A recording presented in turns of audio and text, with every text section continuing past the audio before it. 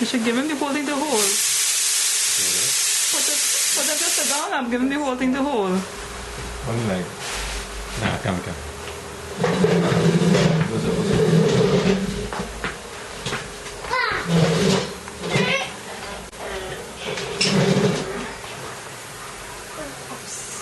Yeah.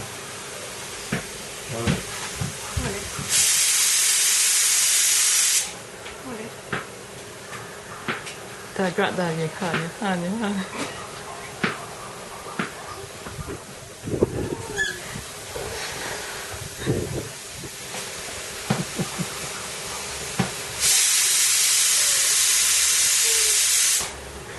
That's it.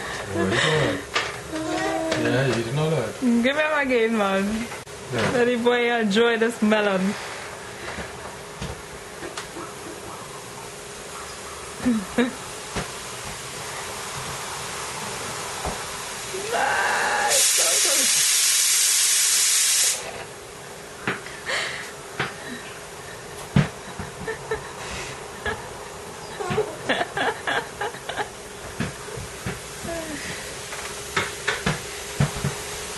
Get the Alright. push-up. Oh, man. Like it?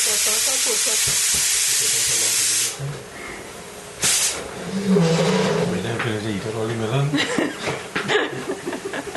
You ate the melon. I eaten melon. How much bites you did? Yeah, 1, 2, 3, 4, 5, 6. All of them are little bites. That is where Philip Silver's here.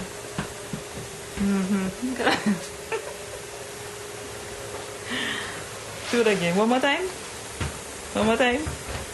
Nice, yeah. All your cheeks are red now.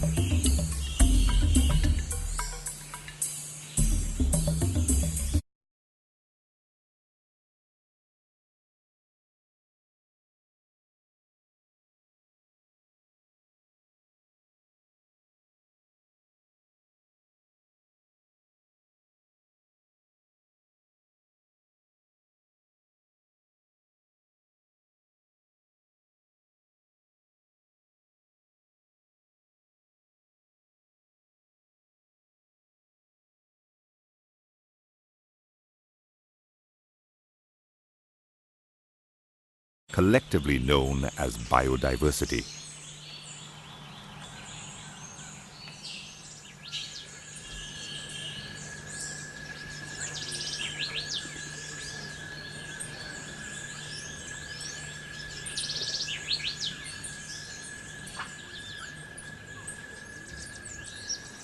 Nowhere is this biodiversity more striking than in the tropics, especially so on the continental mass of South America, where eons of warm, wet climate and sea level fluctuations created the conditions which led to the evolution of the increasingly specialized and varied life forms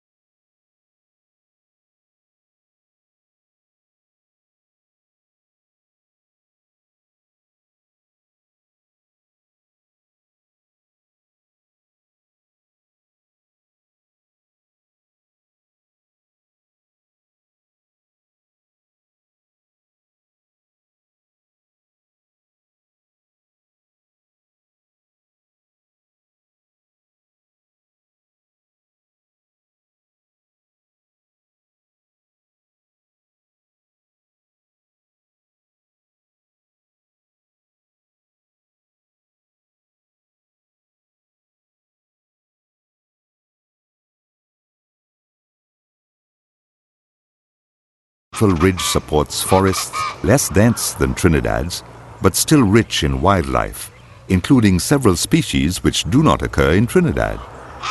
The coquerico is one of these and is the national bird of Tobago.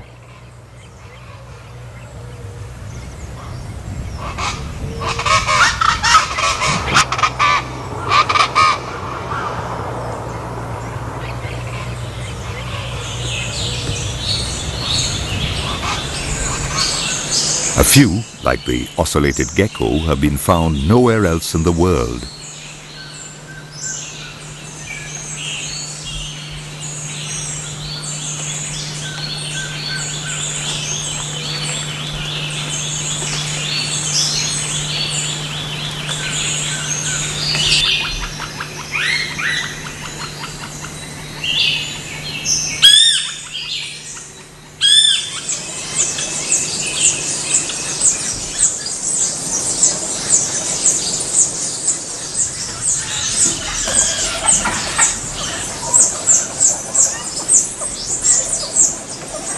Indeed, together, with an area of slightly more than 5,000 square kilometers, Trinidad and Tobago have an exceptionally rich biodiversity, the richest in the Caribbean.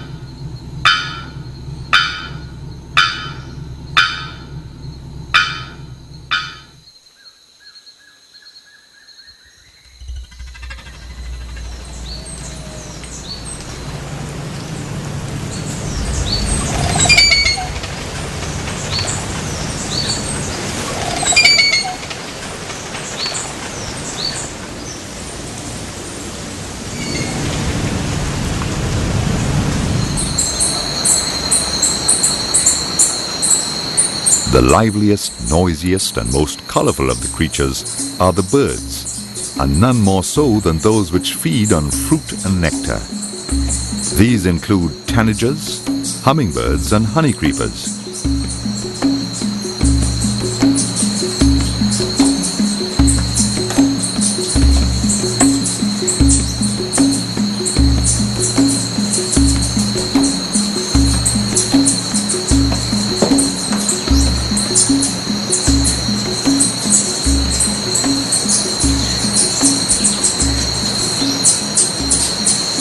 The names of many of the hummingbirds reflect their iridescent splendor.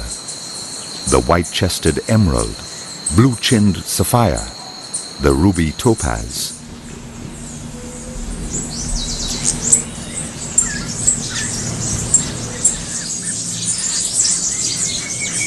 As if they were not conspicuous enough, many species show off their bright plumage in a dance, congregating in groups to vie for attention from the females. A modest show is given by this little hermit hummingbird. Despite his name, he's quite sociable and performs for the females with much tail bobbing and preening. Far more accomplished dancers are the manakins. The golden-headed manakin prefers to perform in the relative privacy of the forest canopy. His cousin, the white-bearded manakin, dances nearer the forest floor. He performs in an area known as a lek. This is a collection of several small clearings which act as individual dancing platforms for the male birds. He will spend as much as 90% of his waking hours at this avian ballroom. The dance is a series of hops, buzzes, and snaps, and can involve as many as 70 birds, each one trying to outdo the other to gain the favor of the female.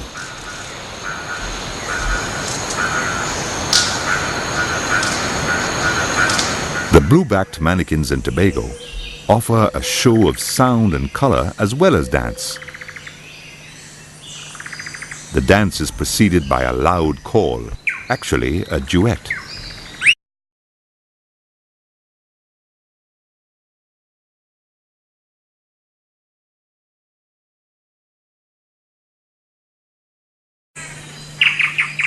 As excitement builds, they drop onto a special horizontal branch where the dance escalates. With a female in attendance, the tempo increases to a truly spectacular performance, involving a variety of sounds and an elaborate choreography that includes cartwheeling, leaping and twirling, and generally showing off outrageously.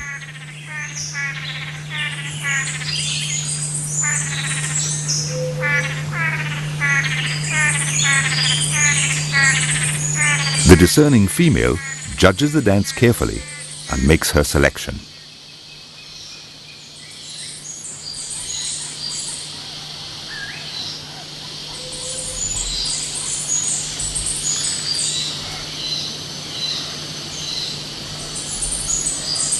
She eventually goes off on her own to tend her nest and rear her chicks with no help from her dancing male.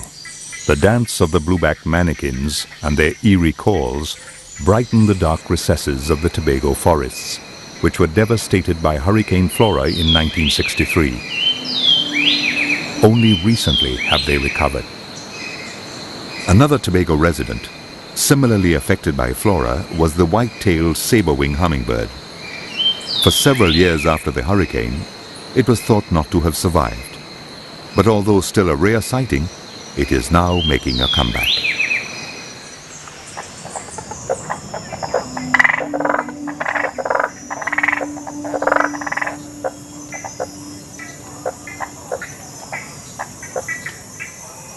At night, the songs of the forest and the marsh come largely from the male frogs as they serenade the females.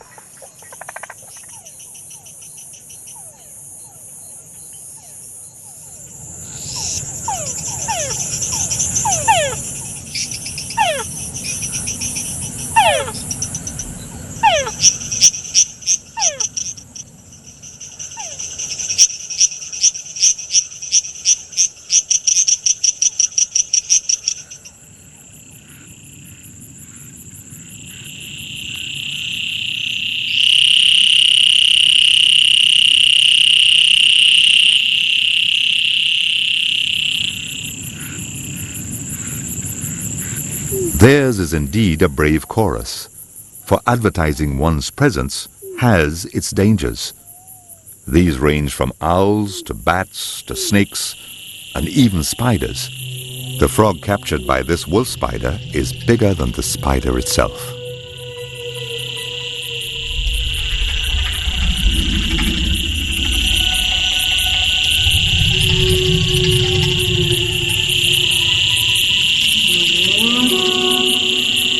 While the daylight hours are dominated by birds, the nighttime belongs to the bats. The Tamana Cave on the northern slope of Mount Tamana in central Trinidad is the mecca for bats on the island.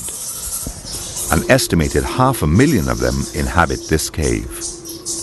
Their tenancy and the nutrients they bring in via their feces dominate the cave ecosystem. Their sheer numbers create heat and carbon dioxide levels which make breathing difficult for those who venture there, and the walls are plastered with giant cockroaches. On the floor, amid the insects, live some of the largest frogs known to Trinidad. Several species of bats dwell together in this underground colony, each with its own complex social structure. Here, a Philostomus male is seen guarding its harem. At nightfall, the bats exit their subterranean roost in search of food. As the light fades, they pour out of the cave's mouth. Despite their huge numbers, their speed and their closeness to each other, a sophisticated communication and navigation system prevents the collisions that seem almost inevitable as they leave to fan out over the countryside. In the course of the night, they will, while feeding, perform the vital functions of pollination, insect control, and seed distribution.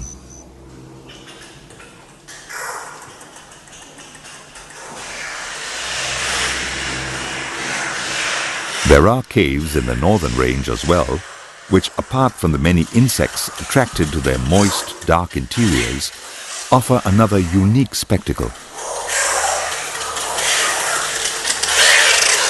In them live the oilbirds or guacharos.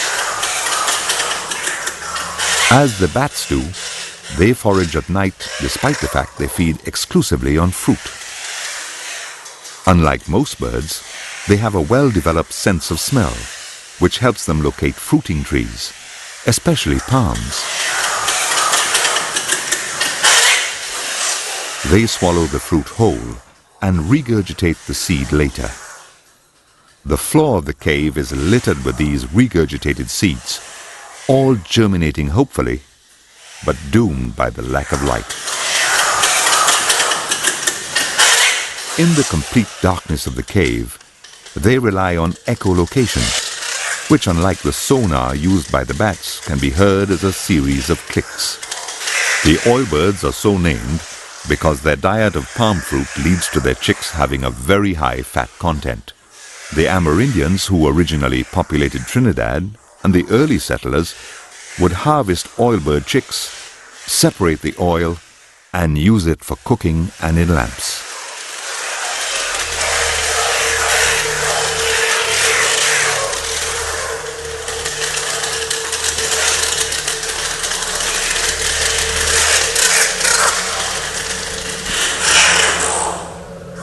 At the higher altitudes of Trinidad's northern range, often shrouded in cloud, we find forests that have adapted to the heavier rainfall and cooler temperatures.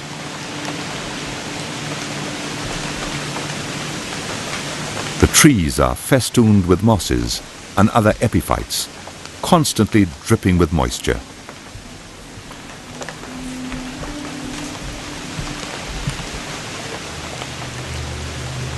This is the home of the beautiful golden tree frog, a species that is specially adapted to live within the giant bromeliads that grow at these altitudes.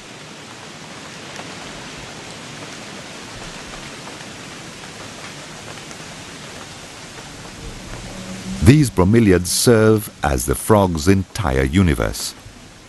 It lives and reproduces in the pools of water found at the heart of the plant. Its flattened profile